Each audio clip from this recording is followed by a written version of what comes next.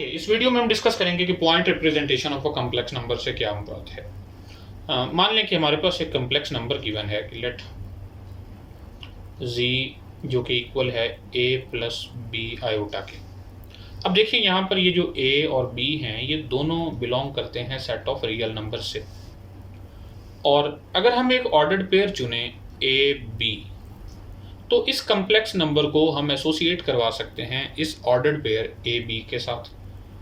तो और अगर ए बी को हम एक्स वाई प्लेन में ड्रा करें तो ये हम कह देते हैं कि ये एक्स एक्सिस है और ये वाई एक्सिस है, ये वाला पॉइंट है ए बी।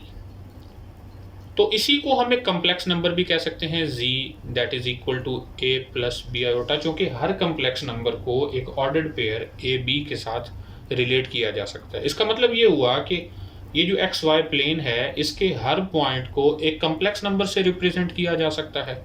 तो अब हम इसी प्लेन को एक्स वाई प्लेन को नाम देंगे कि ये जी प्लेन है या कम्प्लेक्स प्लेन है, और ये जो एक्स एक्सिस है इसको हम कहेंगे दैट इज रियल एक्सिस, और वाई एक्सिस को हम इमेजिनरी एक्सिस का नाम देने वाले हैं।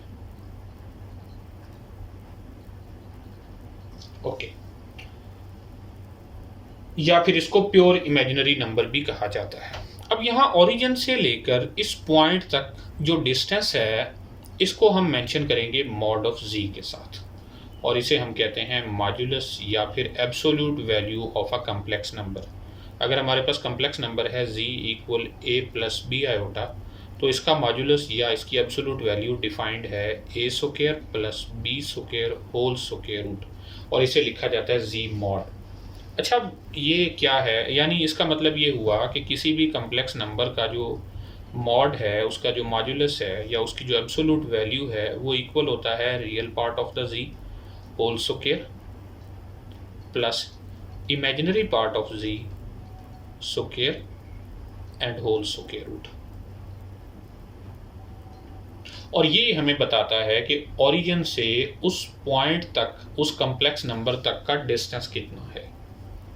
इन पर्टिकुलर अगर हम कम्प्लेक्स नंबर चुन लें पहले, फॉर एग्जांपल हमारे पास एक कम्प्लेक्स नंबर है z इक्वल टू 0, तो तब हमारे पास मॉड ऑफ z किसके इक्वल होगा? मॉड ऑफ 0, यानी 0 से ओरिजिन तक का फासला हम ये जानते हैं कि ये 0 होता है। और वैसे भी अगर हम ये फार्मूला यूज़ करें तो रियल पार्ट 0 है, इमेजिनरी पार्ट भी 0 है, सो 0 प्लस 0 स्क्वायर रूट अगेन 0 ही होगा। इसी तरह अगर हमें फाइंड करना हो 1/2 की एब्सोल्यूट वैल्यू या इसका मॉड, तो इसका मतलब ये है कि आयोटा बाय 2 का मॉड लेना हो तो इसका रियल पार्ट है हमारे पास 0, सो 0 स्क्वायर प्लस इमेजिनरी पार्ट है 1/2, सो 1/2 स्क्वायर और होल स्क्वायर रूट, और ये इक्वल होगा 1/4 होल स्क्वायर रूट जो कि इक्वल है 1/2। और अगर हम इसे प्लेन में ड्रा करें, आयोटा बाय 2 कहाँ पर बनता है? जिसमें एक्स एक्सिस के अलॉन्ग तो हम मूव ही नहीं करने वाले, वाई एक्सिस के अलॉन्ग अगर यहाँ पर 1 है, आयोटा है, तो यहाँ पर होगा आयोटा बाय 2, तो यहाँ से यहाँ तक का जो डिस्टेंस है वो हाफ है, 1/2 है। इसी तरह अगर 3 - 4 आयोटा की एब्सोल्यूट वैल्यू या मॉड फाइंड किया जाए तो अकॉर्डिंग टू फार्मूला ये है रियल पार्ट का स्क्वायर प्लस इमेजिनरी पार्ट का स्क्वायर होल स्क्वायर रूट, सो ये इक्वल है 9 + 16 स्क्वायर रूट जो कि इक्वल है स्क्वायर रूट ऑफ 25 या फिर ये 5 यूनिट्स होगा। अच्छा, एक चीज़ और यहाँ पर नोटिस कीजिए कि z मॉड जो है वो हमेशा greater than or equal to 0 है, कभी भी z मॉड 0 नहीं होता। और z मॉड 0 की सूरत में होगा z mod is equal to 0 if and only if. अब देखिए z मॉड अगर 0 की इक्वल है तो इसका मतलब यह है कि a square plus b square whole square root 0 की इक्वल है। अब स्क्वायर लें अगर दोनों साइडों का तो इसका मतलब ये होगा कि if and only if a square plus b square is equal to 0। So ये तो दो ऐसे नंबर्स हैं जो ऑलरेडी नॉन नेगेटिव हैं, और अगर ये नॉन नेगेटिव हैं तो यहाँ से हम ये कह सकते हैं कि this is possible if and only if a square is equal to 0 and b square is equal to 0, और ये सिर्फ उस सूरत में पॉसिबल है जब a भी 0 हो और b भी 0 हो। तो यहाँ से हम ये कह सकते हैं कि if and only if z is equal to 0, कि किसी भी कम्प्लेक्स नंबर की एब्सोल्यूट वैल्यू 0 सिर्फ और सिर्फ उस सूरत में होगी जब वो कम्प्लेक्स नंबर खुद 0 होगा, वरना कभी भी किसी भी कम्प्लेक्स नंबर की एब्सोल्यूट वैल्यू 0 नहीं हो सकती, वो हमेशा 0 से बड़ी होगी। अच्छा, अगर हमारे पास प्लेन में कोई से दो कम्प्लेक्स नंबर्स गिवन हो तो उनका आपस में डिस्टेंस भी हम इसी की मदद से फाइंड कर सकते हैं। फॉर एग्जांपल हमारे पास कम्प्लेक्स नंबर z1 है a प्लस बी आयोटा और z2 है जो कि इक्वल है c प्लस डी आयोटा। तो इनका जो डिस्टेंस है z1 माइनस z2, अच्छा अगर z1 माइनस z2 फाइंड करें तो वो किसके इक्वल है, वो है a minus c plus b minus d iota. और अगर हम इसकी एब्सोल्यूट वैल्यू ले लें z1 माइनस z2 मॉड, तो ये इक्वल होगा a minus c square plus b minus d square whole square root. तो इसका मतलब ये है कि ये किसी ऐसे दो पॉइंट्स के दरमियान डिस्टेंस है जिसके कंपोनेंट्स हैं a b and c d, यानी ए बी अगर हम एक पॉइंट लें और दूसरा पॉइंट लें जिसके कंपोनेंट्स हों सी डी, तो इन दोनों के दरमियान जो डिस्टेंस है वो इसी फार्मूला से तो फाइंड किया जाता है। इसका मतलब ये है कि अगर कम्प्लेक्स नंबर z1 को a comma be ordered pair से रिप्रेजेंट किया जाए और कम्प्लेक्स नंबर z2 को c कॉमा डी से रिप्रेजेंट किया जाए, तो ये है the distance between the two complex number z1 and z2। The distance between two complex points या कम्प्लेक्स नंबर्स को हम कम्प्लेक्स पॉइंट्स भी मेंशन कर सकते हैं।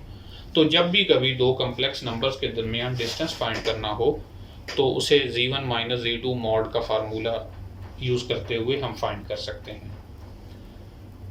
ओके, अब हम डिफाइन करते हैं कि सर्कल को कैसे कम्प्लेक्स नंबर्स की मदद से हम एक्सप्लेन कर सकते हैं। सर्कल क्या होता है? सर्कल बेसिकली हमारे पास वो पॉइंट्स होते हैं जिनका किसी फिक्स्ड पॉइंट के साथ डिस्टेंस सेम रहे।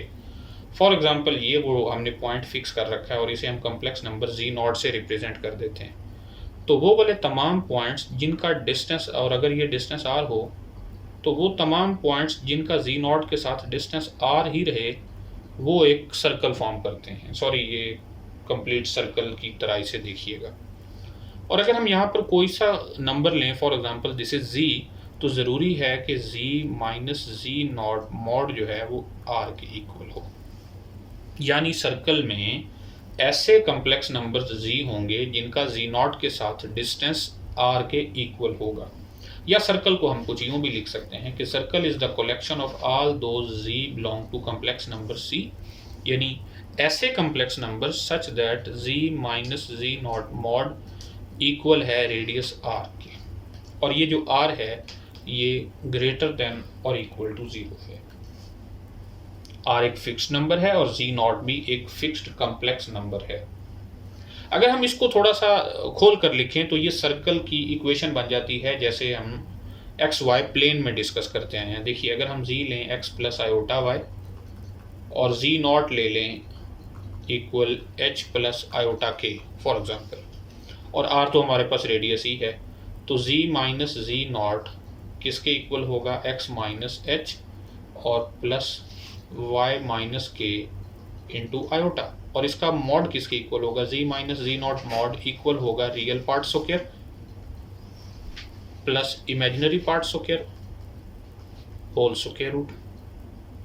तो हम ये देख सकते हैं कि ये z minus z naught mod equal x minus h square plus y minus k square and whole square root. और अगर हम z minus z naught mod equal r लें तो इसका मतलब ये होगा कि r is equal to x minus h whole square plus y minus k whole square and whole square root. और हम ये जानते हैं कि एक्स वाई प्लेन में ये एक सर्कल की इक्वेशन है, और कम्प्लेक्स प्लेन में हम इस इक्वेशन को यूँ लिखते हैं कि z minus z naught mod that is equal to r। Next हमारे पास एक एग्जांपल है कि describe the set of points z that satisfy these two equations. Part A में हमें ऐसे कम्प्लेक्स नंबर्स फाइंड करने हैं जो इस इक्वेशन को सेटिस्फाई करते हैं कि z plus two mod equal है z माइनस वन मॉड। तो बेसिकली इसमें locus of the complex number z की बात की गई है, और पार्ट बी में है कि z minus one mod equal हो real part of z plus one. अच्छा, पार्ट ए जो है ये तो बड़ा सिंपल सा भी है। हम देख सकते हैं कि इसमें z प्लस टू मॉड से मुराद ये है कि ऐसे कम्प्लेक्स नंबर्स जिनका माइनस टू के साथ डिस्टेंस, यानी ये बेसिकली कम्प्लेक्स नंबर्स हैं और उनका माइनस टू के साथ डिस्टेंस लिया जा रहा है, और ये इक्वल है z माइनस वन मॉड। इसका मतलब ऐसे कम्प्लेक्स नंबर्स जिनका माइनस टू के साथ डिस्टेंस और वन के साथ डिस्टेंस बराबर रहे। इसको आप यूँ लिख सकते हैं ना, z minus minus two mod that is equal to z minus one mod. हम ऊपर बात कर चुके हैं कि z minus z naught mod से मुराद ये होता है कि the distance between z and z naught. तो यहाँ से हम ये कह सकते हैं कि this is the distance between z and minus two, और ये जो है ये हमारे पास है द डिस्टेंस बिटवीन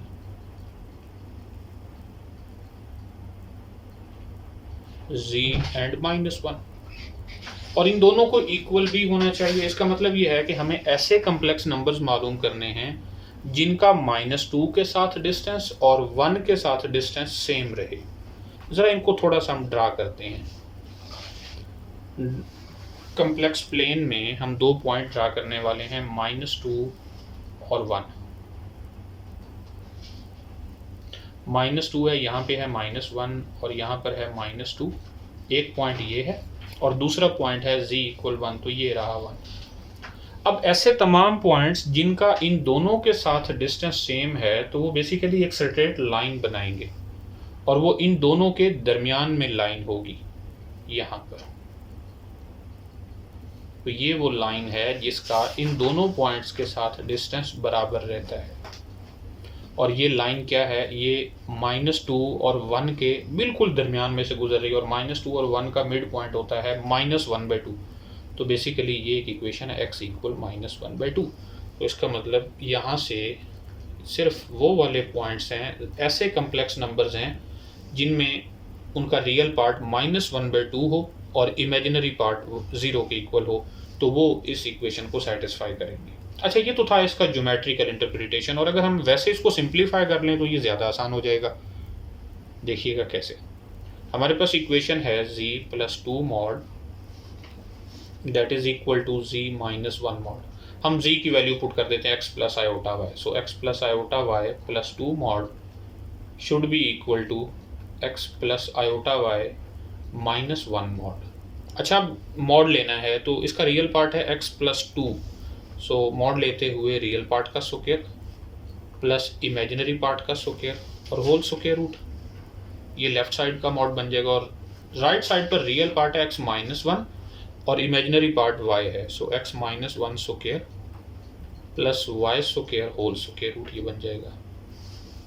सो दोनों साइडों पर स्क्वायर रूट कैंसिल हो जाएगा स्क्वायर लेने से, तो स्क्वायर इसको एक्सपेंड कर लेते हैं, x square plus 4 plus 4x plus y square, और राइट साइड पर है x square plus 1 minus 2x plus y square. अब दोनों साइडों पर x square plus y square है जो कि कैंसिल हो जाएगा, और इसको फर्दर सिंप्लीफाई करते हैं। 4x प्लस 2x इक्वल होगा 1 माइनस 4, यानी 6x इक्वल है -3, या फिर x इक्वल है -1/2, जो कि पहले हम फाइंड कर चुके हैं। अगर हम इनको कम्प्लेक्स नंबर्स की फॉर्म में लिखें तो ये एक ऐसा सेट है, ऐसे कम्प्लेक्स नंबर्स हैं z इक्वल x + i/y हैं सच दैट जिनका x कंपोनेंट यानी जिनका रियल पार्ट इक्वल है -1/2 और इमेजिनरी पार्ट है 0 के। ओके, और इसका ग्राफ हम ऊपर ड्रा भी कर चुके हैं कि ये एक स्ट्रेट लाइन है x equal -1/2। Okay, next B part की तरफ आते हैं। बी पार्ट में हमारे पास जो इक्वेशन गिवन है वो है z - 1 mod that is equal to real part of z + 1। अब z x + i/y again put कर देंगे, x + i/y - 1 मॉड, ये इक्वल होगा रियल पार्ट ऑफ z किसके इक्वल है, वो तो x के इक्वल है, सो x + 1। इधर हम स्क्वायर रूट एब्सोल्यूट वैल्यू लेंगे तो रियल पार्ट है x - 1 और इमेजिनरी पार्ट है y, तो ये बन जाएगा x - 1 square plus y square whole square root that is equal to x + 1। अब स्क्वायर रूट को ख़त्म करने के लिए ऐसा करते हैं कि दोनों साइडों पर स्क्वायर ले लेते हैं, ये बन जाएगा x square plus 1 minus 2x और plus y square, right side पर स्क्वायर लेने से ये बन जाएगा x square plus 1 plus 2x। तो जो कैंसिल हो सकते हैं उनको हम कैंसिल कर देते हैं, ये बन जाएगा 1 माइनस 2x और plus y square that is equal to 0, वो -1 भी इधर आकर -1 हो जाएगा, तो -1 और +1 कैंसिल हो जाएंगे। -2x ये बन जाएगा -4x plus y square that is equal to 0। या फिर वाई स्क्वायर इक्वल है 4x। इसका ग्राफ एक पैराबोला बनता है जो along positive x axis open होता है। इसका ग्राफ आप कैलकुलस में सीख चुके होंगे कि ये कैसे ड्रा किए जाते हैं। तो अगर हम इसको ड्रा करें तो ये कुछ यूं बनेगा। So this is the graph of y square equal 4x, या फिर यूं कहें कि this is the graph of those complex number z such that z minus 1 mod equal होता है real part of z plus 1। Okay, तो last में हम डिस्कस करेंगे कि कम्प्लेक्स कॉन्जुगेट क्या होती है।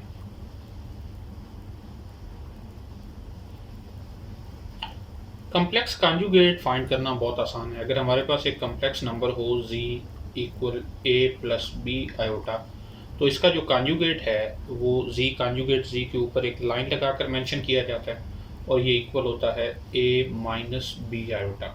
इसका मतलब ये है कि जस्ट इमेजिनरी पार्ट का सिंबल चेंज कर दिया जाए। अगर पहले पॉजिटिव है तो उसे नेगेटिव बना दिया जाए, और अगर पहले नेगेटिव हो तो फिर उसे पॉजिटिव बना दिया जाए। तो जो नया नंबर हमें मिलता है वो conjugate of the previous number है, यानी this is the conjugate of z that is equal to z conjugate. और ज्योमेट्रिकली इसका क्या मतलब है, ज़रा इसको देखते हैं कि ये है हमारे पास x एक्सिस और ये है y एक्सिस। हमने z प्लेन बना लिया।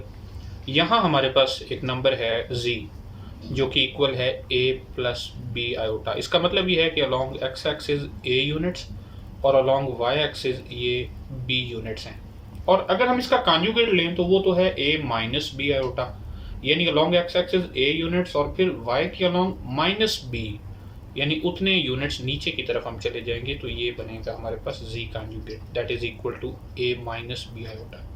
तो अगर देखा जाए तो किसी कम्प्लेक्स नंबर के कॉन्जुगेट लेने से मुराद ये है कि उस कम्प्लेक्स नंबर की रिफ्लेक्शन ले ली जाए about x axis, about real axis.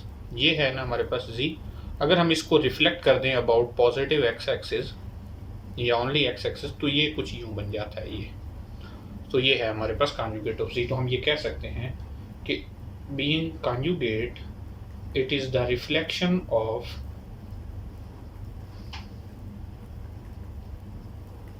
the point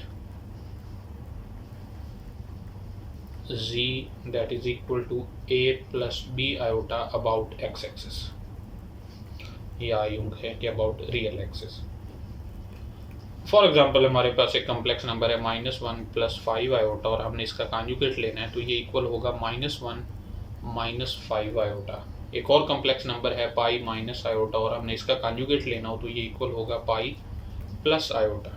और अगर हमारे पास नंबर है 8 और इसका हमने कॉन्जुगेट लेना है तो ये तो ओनली 8 ही होगा, क्योंकि 8 को हम लिख सकते हैं 8 + 0 आयोटा, और जब हम कॉन्जुगेट लेंगे तो रियल पार्ट सेम रहेगा, इमेजिनरी पार्ट का सिंबल चेंज होगा, यानी 8 - 0 iota that is equal to 8।